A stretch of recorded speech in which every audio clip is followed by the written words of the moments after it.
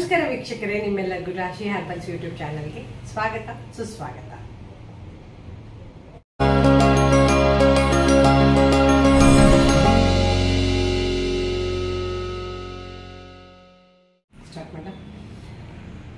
Friends, ಏನು ಅಂತಂದ್ರೆ ಒಂದು ಏಜ್ ಆದ ನಂತರ ಎಲ್ಲರಿಗೂ ಕೈಕಾಲು ನೋವು, ಮಂಡಿ ನೋವು, ಮತ್ತೆ ಆಮೇಲೆ ಇದಕ್ಕೆ ಗೌಟ್ ಅಂತ ಹೇಳ್ತಾರೆ, ಕೆಲವರು ಆರ್ಥ್ರೈಟಿಸ್ ಅಂತ ಹೇಳ್ತಾರೆ, ರೋಮಥ್ರೈಟಿಸ್ ಅಂತ ಹೇಳ್ತೀವಲ್ಲ, ಆರ್ಯ ಪ್ರಾಬ್ಲಮ್ ಇರುವಂಥವ್ರು ಲೈಫ್ ಟೈಮ್ ತನಕ ಟ್ಯಾಬ್ಲೆಟ್ಸ್ ತಗೊಳ್ಬೇಕಾಗತ್ತೆ. 2 ವರ್ಷ 3 ವರ್ಷ ಈ ಥರ ಎಲ್ಲ ತಗೊಳ್ಬೇಕಾಗತ್ತೆ.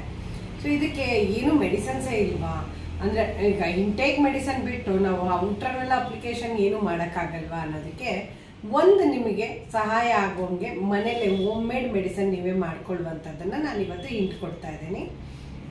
ಇವತ್ತು ನಾನು ನಿಮಗೆ ಹೋಮ್ ಮೇಡ್ ಮೆಡಿಸನ್ ಯಾವ ರೀತಿ ಮಾಡ್ಕೊಳ್ಳೋದು ಅನ್ನೋದನ್ನ ಹೇಳ್ಕೊಡ್ತಾ ಇದ್ದೀನಿ. ಯಾಕೆಂದರೆ ಆರ್ಥ್ರೈಟಿಸ್ ಬಂದಾಗ ಕೈ ಮಡ್ಚೋಕ್ಕಾಗಲ್ಲ, ಗೇಣ್ಗಳೆಲ್ಲ ವಿಪರೀತ ನೋವುಗಳಿರುತ್ತೆ. ಆ ಜಾಯಿಂಟ್ ಪೈನ್ ಅನುಭವಿಸಿದವ್ರಿಗೆ ಗೊತ್ತಿರುತ್ತೆ ಅದರ ನರಕ ಏನು ಅಂತ ಹೇಳ್ಬಿಟ್ಟು. ಅದರಿಂದ ಸ್ವಲ್ಪನಾದರೂ ಪರಿಹಾರ ಸಿಗಬೇಕು ಅಂತಂದರೆ ನಾನು ಹೇಳಿರುವಂಥ ಗಿಡಮೂಲಿಕೆಗಳನ್ನು ಈಗ ನಾನು ತೋರಿಸ್ತೀನಿ ನಿಮಗೆ ಹೇಗೆ ಮಾಡ್ಕೊಳ್ಳೋದು ಅಂತ. ಇಷ್ಟು ಗಿಡಮೂಲಿಕೆಗಳನ್ನು ಕೊಬ್ಬರಿ ಎಣ್ಣೆಯಲ್ಲಿ ಕುದಿಸ್ಕೊಂಡು ನೀವು ಎಣ್ಣೆಯನ್ನು ಬಿಫೋರ್ ಗೋಯಿಂಗ್ ಟು ಬಾತ್ ಅಂದರೆ ಸ್ನಾನಕ್ಕೆ ಹೋಗೋಕ್ಕಿಂತ ಮುಂಚೆ ಹಚ್ಕೊಂಡು ಬಿಸಿ ಬಿಸಿ ನೀರು ಹಾಕಿ ಅವತ್ತಿನ ದಿನ ಸೋಪ್ ಹಾಕಬಾರ್ದು. ಸೊ ಮರುದಿನ ಬೇಕಾದ್ರೆ ನೀವು ಸೋಪ್ ಹಚ್ಕೋಬೋದು, ಅಥವಾ ಎಣ್ಣೆ ಹಚ್ಚಿಬಿಟ್ಟು ರಾತ್ರಿ ಬೇಕಾದ್ರೆ ಮಲ್ಕೊಂಡ್ರೂ ಸಹ ನಿಮಗೆ ಸುಮಾರಷ್ಟು ನೋವು ಕಡಿಮೆ ಆಗುತ್ತೆ. ಮತ್ತು ಬ್ಲಡ್ ಸರ್ಕ್ಯುಲೇಷನ್ ಆಗೋದ್ರ ಜೊತೆಲಿ ಆ ಮಸಲ್ಸ್ ಕ್ಯಾಚ್ ಆಗಿ ಟೈಟಾಗಿ ಒಂಥರ ಫೀಲ್ ಆಗ್ತಿರುತ್ತಲ್ಲ, ಆ ನೋವು ಸ್ವಲ್ಪ ಕಡಿಮೆ ಆಗುತ್ತೆ. ಸೊ ಇದರಲ್ಲಿ ಏನು ಅಂತಂದರೆ ಪೂರ್ಣ ಪ್ರಮಾಣಕ್ಕಿಲ್ಲ ಅಂತಂದ್ರೂ ಒಂದು 50 to 60% ಆದರೂ ನಿಮಗೆ ರಿಲೀಫ್ ಸಿಗುತ್ತೆ ವಿತೌಟ್ ಟ್ಯಾಬ್ಲೆಟ್, ಅದು ವಿತೌಟ್ ಎನಿ ಸೈಡ್ ಎಫೆಕ್ಟ್ಸ್. ಹೇಗೆ ಅಂತ ನೋಡ್ಕೊಂಬೋಣ ಬನ್ನಿ ವೀಕ್ಷಕರೇ. ಈಗ ನೀವು ನೋಡ್ತಾ ಇರೋದು ಇದು ವಾಯುನಾರಾಯಣಿ ಸೊಪ್ಪು. ಈ ವಿಡಿಯೋದಲ್ಲಿ ನಾನೇನು ತೋರಿಸ್ತಾ ಇದ್ದೀನಲ್ಲ, ವೈಟ್ ಕಲರು ಮತ್ತು ಆರೆಂಜ್ ಕಲರು ಇರುವಂಥದ್ದು, ಇದು ನೋಡಿ ಹುಣಸೆ ಎಲೆ ಮತ್ತು ಬನ್ನಿ ಎಲೆ ಥರನೇ ಇರುತ್ತೆ. ಆದರೆ ಇದ್ರ ಹೂವು ವಿಶೇಷವಾಗಿ ವೈಟ್ ಕಲರ್ ಇರುತ್ತೆ, ಅದು ಯೆಲ್ಲೋ ಕಲರ್ಗೆ ಟರ್ನ್ ಆಗಿ ಆಮೇಲೆ ಆರೆಂಜ್ ಕಲರ್ಗೆ ಟರ್ನ್ ಆಗುತ್ತೆ. ಇದನ್ನು ವಾಯುನಾರಾಯಣಿ ಸೊಪ್ಪು ಅಂತ ಹೇಳ್ತಾರೆ. ಆಮೇಲೆ ತಮಿಳಲ್ಲಿ ವಾಯುನಾರಾಯಣಿ ಅಂತಲೇ ಹೇಳ್ತಾರೆ. ಇದರಲ್ಲಿ ದೋಸೆ ಮಾಡ್ಬೋದು, ನೀವು ಇಡ್ಲಿಗೆ ಉಪಯೋಗಿಸ್ಕೊಳ್ಬೋದು ಹಿಟ್ಟನ್ನು. ಹಾಗೆ ಇದನ್ನು ನೀವು ಪಲ್ಯ ಸಹ ಮಾಡಿಕೊಂಡು ತಿನ್ಬೋದು, ಪಲ್ಯ ಬಸ್ಸಾರು ಈ ಥರದನ್ನು ಮಾಡ್ಬೋದು. ಬಟ್ ಆದರೆ ಈಗ ನಾವು ಆಯಿಲಾಗಿ ಇದು ಎಣ್ಣೆಯಲ್ಲಿ ಉಪಯೋಗಿಸ್ಕೊಂಡು ಮೈಗೆ ಹಚ್ಚೋದು ಹೇಗೆ ಅನ್ನೋದನ್ನು ನಾನು ತೋರಿಸ್ಕೊಡ್ತೀನಿ. ಈಗ ಈ ಎಲೆಗಳು ನೋಡಿ, ವಾಯುನಾರಾಯಣಿ ಸೊಪ್ಪಲ್ಲಿ ಕಾಂಡದಲ್ಲಿ ಮುಂದೆ ಮಾತ್ರ ಇದು ಚಿಗುರಿರುತ್ತೆ ಎಲೆಗಳು. ಒಂದು ಸ್ವಲ್ಪ ಅಂದರೆ ಈ ಕಾಂಡ ಎಲ್ಲ ಏನಿರುತ್ತಲ್ಲ ಕಡ್ಡಿ ಥರ ಇರುತ್ತೆ. ಇಲ್ಲಿ ತನಕ ಪೂರ್ತಿ ಕಾಂಡ ಪೂರ್ತಿ ಅದರ ಎಲೆ ತುಂಬಿರೋದಿಲ್ಲ. ಬೇರೆ ಗಿಡಗಳ ಥರ ರಂಬೆ ಫುಲ್ಲು ತುಂಬಿರುತ್ತಲ್ಲ ಆ ಥರ ಇರಲ್ಲ, ತುದಿಯಲ್ಲಿ ಮಾತ್ರ ಒಂದಿಷ್ಟು ಎಲೆಗಳಿರುತ್ತೆ. ನೀವು ಅಂದರೆ ಹೂವಿಲ್ಲದೆ ಇದ್ದಾಗ ಇದೇ ವಾಯುನಾರಾಯಣಿ ಸೊಪ್ಪ ಅನ್ನೋದನ್ನು ಗಮನಿಸಬೇಕಂದ್ರೆ ಈ ಥರ ನೀವು ಇದನ್ನು ಪರೀಕ್ಷೆ ಮಾಡ್ಕೊಳ್ಬೋದು.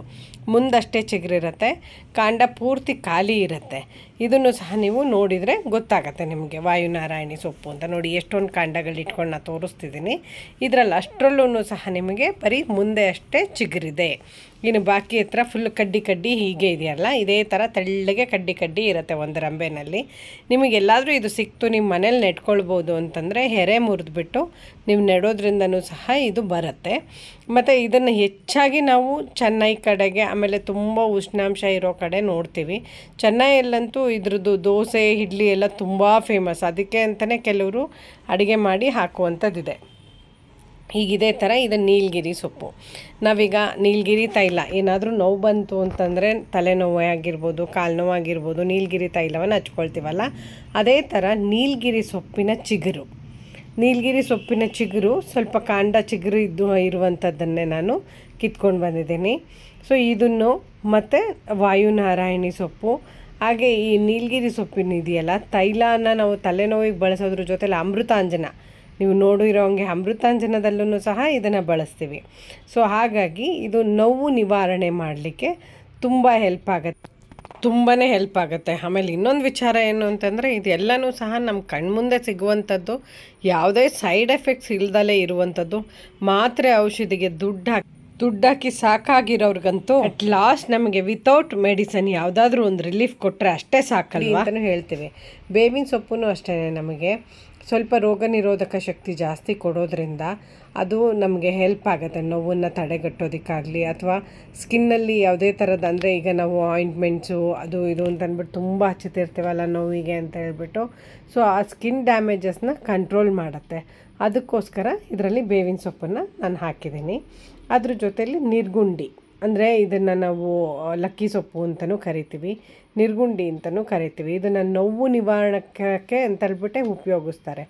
ನೋವು ನಿವಾರಣೆ ಮಾಡೋದ್ರಲ್ಲಿ ಇದು ನಂಬರ್ 1. ನೀವೀಗ ಎಲ್ಲಾದರೂ ಬಾಡಿ ಮಸಾಜಿಗೆ ಹೋದ್ರೂ ಸಹ ಈ ಎಲೆಯನ್ನು ಬೇಯಿಸ್ಬಿಟ್ಟು ಅದರದ್ದು ಶಾಖವನ್ನು ಕೊಡ್ತಾರೆ, ನೋವು ಬೇಗ ನಿವಾರಣೆ ಆಗಲಿ ಅಂತ ಹೇಳಿಬಿಟ್ಟು.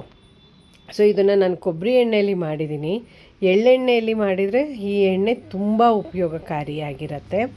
ನಾನು ಎಣ್ಣೆ ಅಂದರೆ ಸ್ವಲ್ಪ ಜಿಡ್ಡು ಜಾಸ್ತಿ ಆಗಿರುತ್ತೆ. ನಾನು ಮತ್ತು ಕ್ಲಿನಿಕ್ಕಿಗೆಲ್ಲ ಹೋಗಬೇಕಾದ್ರೆ ಎಣ್ಣೆ ಹಚ್ಕೊಂಡು ಹಾಗೆ, ಅಂದರೆ ಸೋಪ್ ಹಚ್ಚದೇ ಇದ್ದವಾಗ ಅದು ಜಿಡ್ಡು ಒಂದು ಸ್ವಲ್ಪ ಕಾಣುತ್ತೆ ಅನ್ನೋದಕ್ಕೋಸ್ಕರ ನಾನು ಕೊಬ್ಬರಿ ಎಣ್ಣೆಯಲ್ಲಿ ಉಪಯೋಗಿಸಿದ್ದೀನಿ. ನೀವು ಬೇಕಾದ್ರೆ ಎಳ್ಳೆಣ್ಣೆಯಲ್ಲೂ ಉಪಯೋಗಿಸ್ಕೊಳ್ಬಹುದು. ಇದಿಷ್ಟನ್ನು ನೋಡಿ, ಹಸಿ ಎಲೆಗಳನ್ನು ಈ ಥರ ನಾನು ಮಿಕ್ಸಿಯಲ್ಲಿ ಪೌಡ್ರ್ ಮಾಡ್ಕೊಂಡಿದ್ದೀನಿ. ಹಸಿ ಎಲೆಗಳನ್ನೇ ಹಾಕ್ಬಿಟ್ಟು, ಯಾಕೆಂದರೆ ಎಲೆಯನ್ನು ಹಾಗೆ ನಾವು ಪುಡಿ ಮಾಡಿದಾಗ ಅದರ ಕಾಂಡದಲ್ಲಿರುವಂಥ ಅಂಶಗಳು ನಮಗೆ ಎಣ್ಣೆಯಲ್ಲಿ ದೊರಕೋದಿಲ್ಲ. ಸಿಗದೇ ಇದ್ದಾಗ ಪೂರ್ಣ ಪ್ರಮಾಣದ ಒಂದು ಫಲಿತಾಂಶ ನಮಗೆ ಸಿಗಲ್ಲ ಅನ್ನೋದಕ್ಕೋಸ್ಕರ ನಾನು ಎಲ್ಲ ಎಲೆಗಳನ್ನು ಸೇರಿಸಿ ಪುಡಿ ಮಾಡಿದ್ದೀನಿ. ನೋಡಿ, ಹಸಿ ಎಲೆಗಳನ್ನೇ ಇದು ಪುಡಿ ಮಾಡಿರುವಂಥದ್ದು. ಆ ಹಸಿ ಎಲೆಯನ್ನು ಕಂಪ್ಲೀಟಾಗಿ ಈ ಥರ ಪುಡಿ ಮಾಡಿಕೊಂಡಾಗ ಬಿಸಿ ಎಣ್ಣೆನ ತುಂಬ ಹೊತ್ತು ಕುದಿಸೋದು ಬೇಡ.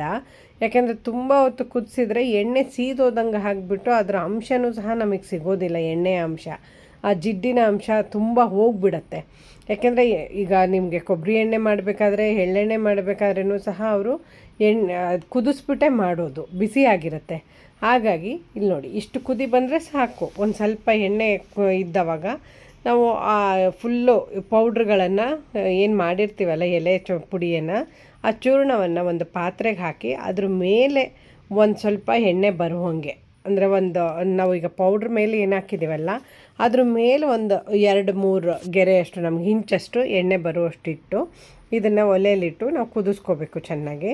ಈಗ ಒಂದು ಸ್ವಲ್ಪ ಈ ಥರ ಒಂದು ಕುದಿ ಬಂದರೆ ಸಾಕು, ಅದು ಕ್ಲೀನಾಗಿ ಎಣ್ಣೆಯನ್ನು ಬಿಟ್ಕೊಳ್ಳುತ್ತೆ. ಇದಾದಮೇಲೆ ಇದೇನು ಸೋಸೋದು ಬೇಡ, ಅದನ್ನು ಬಿಸಿಲಲ್ಲಿ ಬಿಡಬೇಕು 1-2 ದಿನ.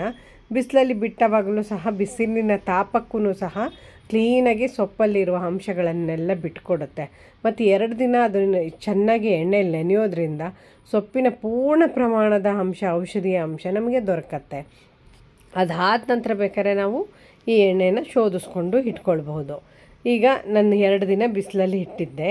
ಸೊ ಈ ರೀತಿ ಆಗಿದೆ ನೋಡಿ, ಕ್ಲೀನಾಗಿ ತಳದಲ್ಲಿ ಹೋಗಿ ಎಲ್ಲ ಆ ಎಲೆಗಳು ಕೂತ್ಕೊಂಡಿದೆ. ಅದಾದ ಮೇಲೆ ಈಗ ನಾನು ಇದನ್ನು ಶೋಧಿಸ್ಕೊಂಡಿದ್ದೀನಿ. ಈ ಥರ ಒಂದು ಜರಡಿಯಲ್ಲಿ ಶೋಧಿಸ್ಕೊಂಡಾಗ ಕ್ಲೀನಾಗಿ ಎಣ್ಣೆ ನಮಗೆ ಸಿಗತ್ತೆ. ಆ ಎಣ್ಣೆನ ಒಂದು ಡಬ್ಬಿಯಲ್ಲಿ ಹಾಕಿ ಇಟ್ಬಿಟ್ಟು, ನಮಗೆ ಮೈಕೈ ನೋವು ಬಂದಾಗ, ಜಾಯಿಂಟ್ ಪೇಯ್ನ್ ಬಂದಾಗ ಈ ಎಣ್ಣೆನ ಹಚ್ಕೊಂಡು ನಾವು ರಾತ್ರಿ ಬೇಕಾದ್ರೆ ಮಲ್ಕೊಳ್ಬೋದು. ಇಲ್ವಾ, ರಾತ್ರಿ ಹಚ್ಕೊಂಡು ಮಲ್ಕೊಂಡ್ರೆ ಬೆಡ್ಡಿಗೆಲ್ಲ ಆಗುತ್ತೆ, ಒಂಥರ ಹಿಂಸೆ ಅನಿಸುತ್ತೆ ರಾತ್ರಿ ಹಚ್ಕೊಂಡು ಮಲ್ಕೊಳ್ಳಿಕ್ಕೆ ಅನ್ನೋದಾದರೆ, ಬೆಳಗ್ಗೆ ಹಚ್ಕೊಂಡು ಒಂದು ಅರ್ಧ ಗಂಟೆ ಬಿಟ್ಟು ಬಿಸಿ ಬಿಸಿ ನೀರನ್ನು ಹಾಕಿ ಸ್ನಾನ ಮಾಡೋದ್ರಿಂದ ಕಂಪ್ಲೀಟಾಗಿ ನೋವು ಕಡಿಮೆ ಆಗುತ್ತೆ. ನಾನು 1 ವರ್ಷಕ್ಕಾಗುವಷ್ಟು ಮಾಡಿಟ್ಕೊಂಡಿರ್ತೇನೆ.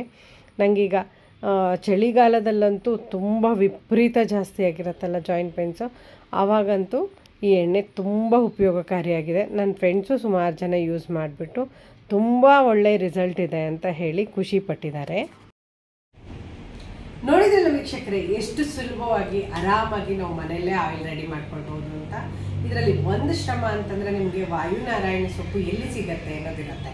ಸೊ ಇದಕ್ಕೇನು ಅಂದರೆ ಗ್ರಂಥಿಗೆ ಅಂಗಡಿ ಅಥವಾ ನಿಮಗೆ ಈ ಸೊಪ್ಪುಗಳನ್ನು, ಬಾಣಂತಿ ಸೊಪ್ಪು ಅಂತೆಲ್ಲ ಮಾರ್ಕೆಟಲ್ಲಿ, KR ಮಾರ್ಕೆಟಲ್ಲಿ ಮಾರ್ತಾರಲ್ಲ, ಅಲ್ಲಿ ಹೋದರೆ ಈ ಎಲ್ಲ ಸೊಪ್ಪುಗಳನ್ನು ಸಹ ನಿಮಗೆ ಒಂದೇ ಜಾಗದಲ್ಲಿ ಸಿಗತ್ತೆ. ಮಾರ್ಕೆಟಲ್ಲಿ ಕೆಳಮಳೆಗೆ ಹೋದಾಗ ಅಲ್ಲಿ ನಿಮಗೆ ಆರಾಮಾಗಿ ಬಾಣಂತಿಯರ ಸೊಪ್ಪು ಅಂತ ಮಾರ್ತಿರ್ತಾರೆ, ಅಲ್ಲಿ ಸಿಗುತ್ತೆ. ತಗೊಂಡು ಬಂದು ಮಾಡಿ ನೋಡಿ ರಿಸಲ್ಟನ್ನು ನನಗೆ ತಿಳಿಸಿ. ಈ ಆಯಿಲನ್ನು ನಾನು ಮಾಡಿದ ನಂತರ ಸುಮಾರು ಜನ, ನಾನು ನನ್ನ ಫ್ರೆಂಡ್ಸು ಸುಮಾರು ಜನ ಉಪಯೋಗಿಸ್ಕೊಳ್ತಿದ್ದೀವಿ. ನಮಗೆಲ್ಲ ಅಂತೂ ರಿಲೀಫ್ ಸಿಕ್ಕಿದೆ.